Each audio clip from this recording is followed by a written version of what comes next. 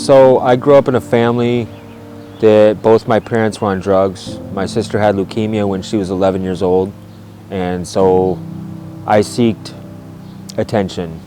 I spent 30 years in prison, and as a result of losing all my youth and young adult life in prison, I came home with no resume, no work history.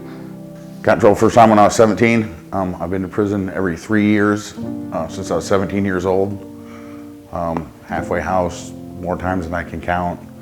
Drug addiction problems, alcohol problems, just extensive criminal history. You know, drugs, guns, women, I mean, gang banging and things like that, you know what I mean? So, and that's how I felt that I was loved. That's how I felt that I was wanted. One of the neat things as we're buying these older houses and fixing them up is the analogy we have with the men's lives. So I can think of a house that had been empty 7 years, had a hole in the roof, even the tarp was leaking, and that house was had no future to it other than to be demolished. And it's a lot like the guys' lives. Until a change of ownership happens, they're without hope. And once we became owner of that house now had a new future. And when we see men come to Christ, they now have a new future and a new hope, not just for eternity, spending their life in heaven with Jesus, but their life right now all of a sudden has hope because they have the power of God working in their lives. And as we fix up those old houses, there's a lot of rotten stuff that has to get taken out, and a lot of new stuff get rebuilt. And the guys have to get rid of old friends, they have to get rid of old relationships that would pull them down, maybe old habits, and they have to build new habits, new relationships, positive relationships, and grow in their faith in Christ.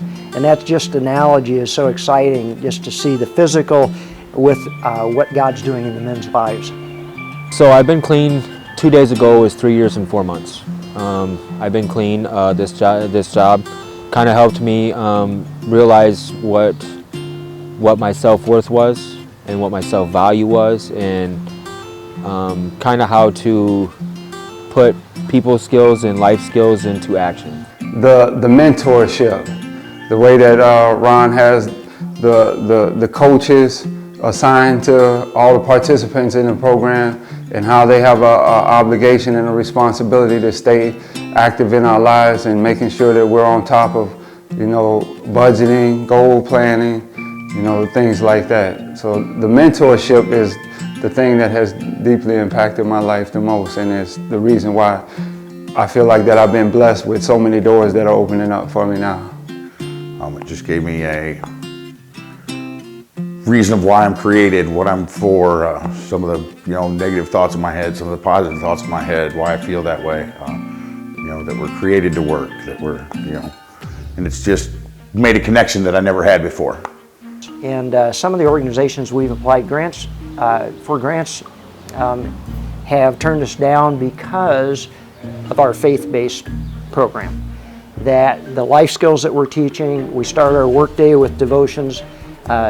Those are things that those that really aren't followers of Jesus kind of turns them off, and we're not going to compromise and accept grant money if we have to give up Jesus in the program.